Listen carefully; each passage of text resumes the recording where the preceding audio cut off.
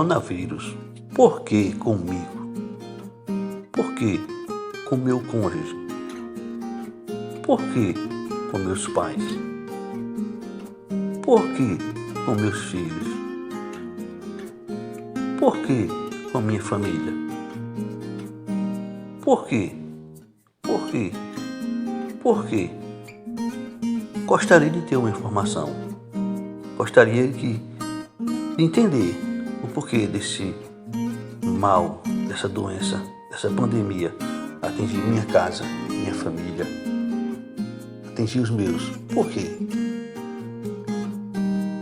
À luz da palavra de Deus, nós vamos procurar entender um pouco a respeito dessa pandemia, a respeito dessa praga que está assolando a humanidade.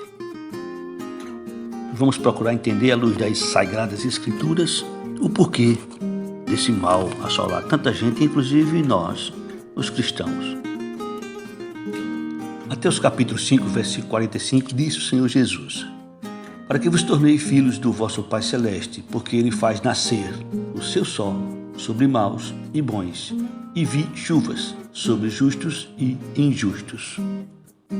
Como podemos ver de uma maneira muito clara, o sol nasce para todos, a chuva vem para todos. Temos aqui uma informação muito importante da parte do Senhor. É importante a gente saber que nós não estamos nos céus, nós estamos na terra. Quero que você preste atenção que o Senhor nos mostre na sua palavra, para que a gente possa entender um pouco a respeito da situação do ser humano. Estamos no corpo terreno. Não recebemos ainda um corpo celestial, um corpo glorificado. Portanto, esse corpo terreno ele está sujeito a tudo que acontece na terra, inclusive o Covid-19. Nós não estamos livres dele. O Senhor Jesus deixou escrito na sua palavra e eu queria que você prestasse atenção. Lucas capítulo 21, a partir do versículo 33, o Senhor Jesus nos diz o seguinte: passará o céu e a terra, porém as minhas palavras jamais passarão. Acautelai-vos por vós mesmos, para que nunca vos suceda que o vosso coração fique sobrecarregado com as consequências da orgia, da embriaguez e das preocupações deste mundo, e para que aquele dia não venha sobre vós repentinamente como um laço. Pois há de sobrevir a todos os que vivem sobre a face de toda a terra.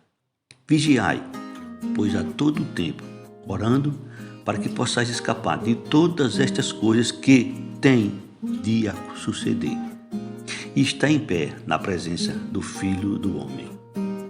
Quem examina as Escrituras Sagradas sabe das coisas que vão acontecer.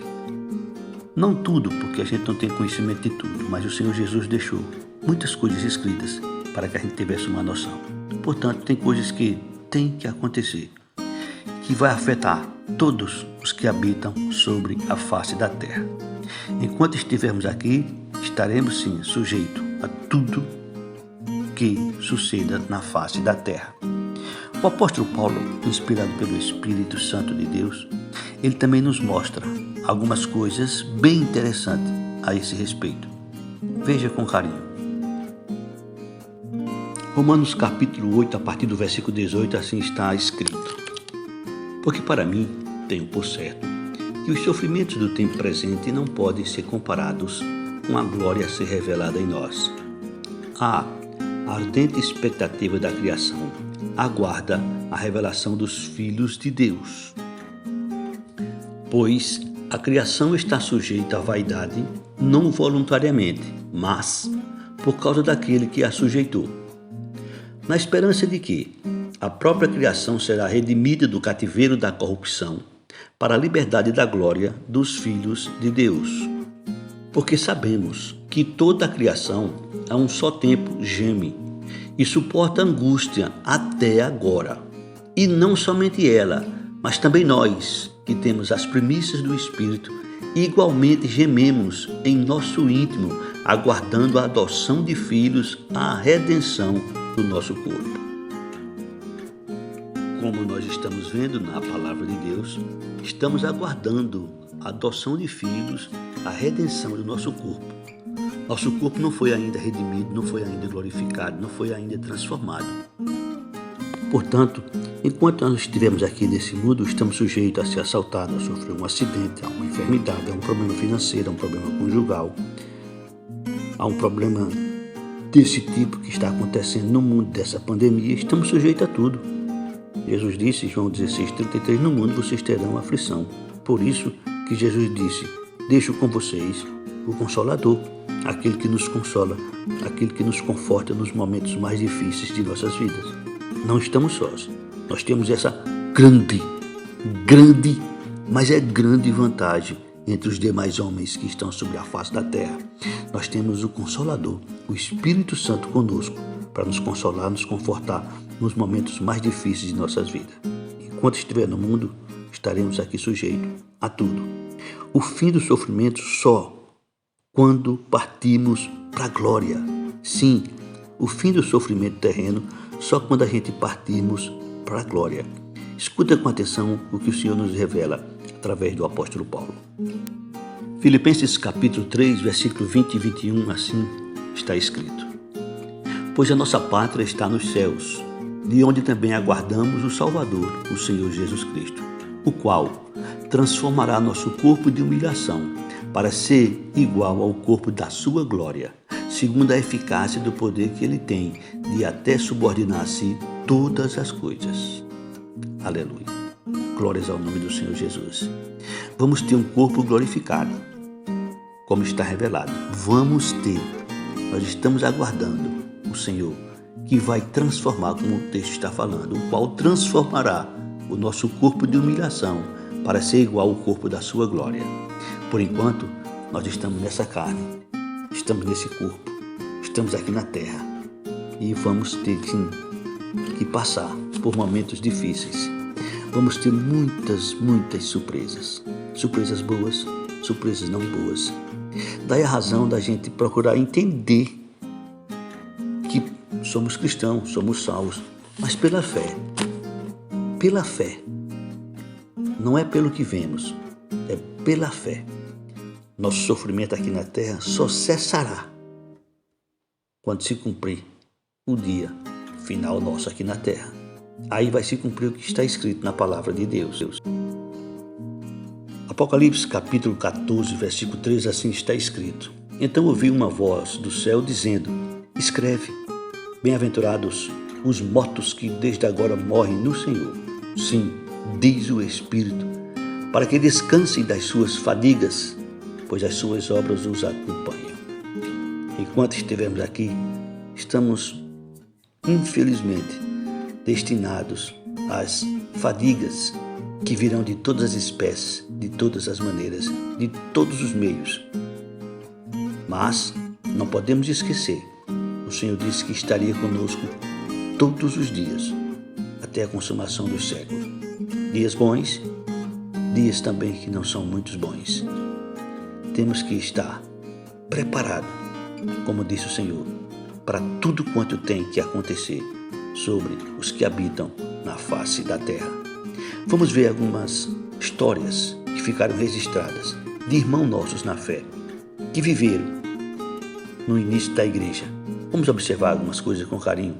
Se aconteceu com eles, também pode acontecer conosco.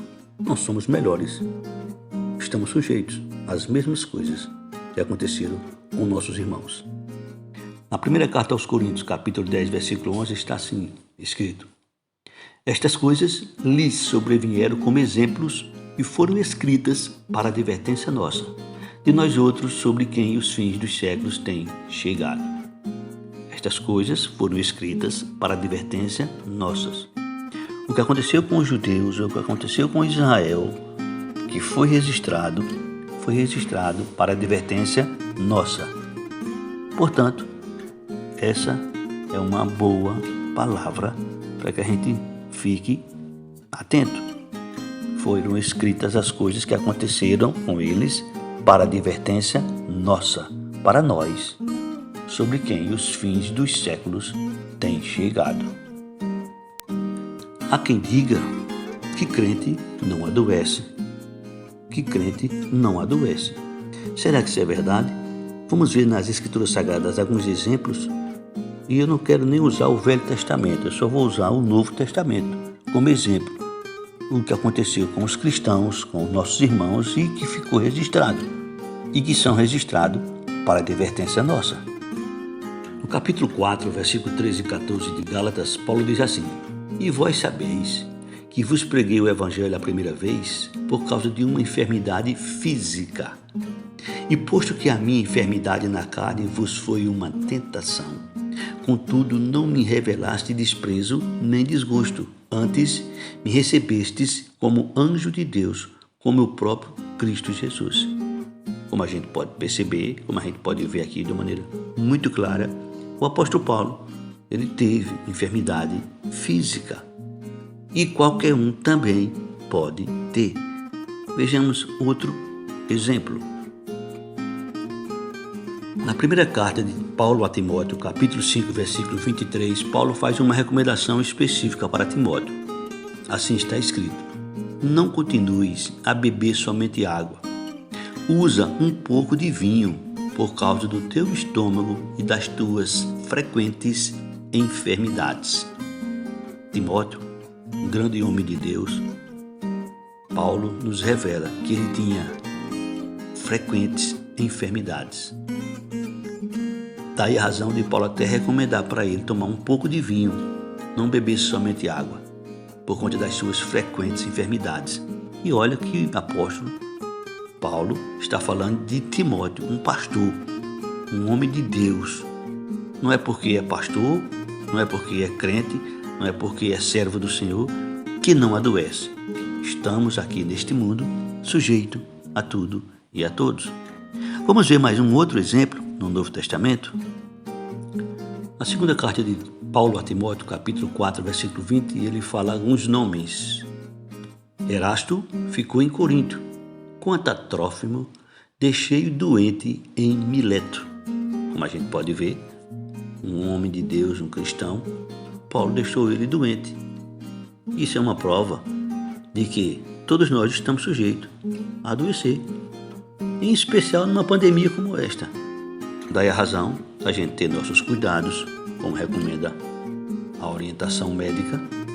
Nós devemos usar os protocolos para nos proteger e proteger os demais, nossa família, aqueles com quem a gente convive. Devemos ter os devidos cuidados. Vamos ver mais uma outra história narrada nas Escrituras Sagradas.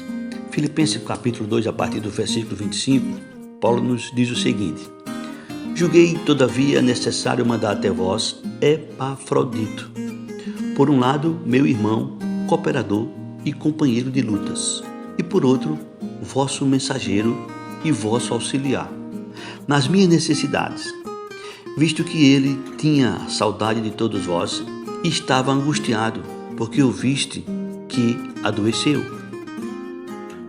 Com efeito, adoeceu mortalmente. Deus, porém, se compadeceu dele, e não somente dele, mas também de mim, para que eu não tivesse tristeza sobre tristeza. Por isso, tanto mais me apresso em mandá-lo, para que, vendo novamente, vos alegreis e eu tenha menos tristeza.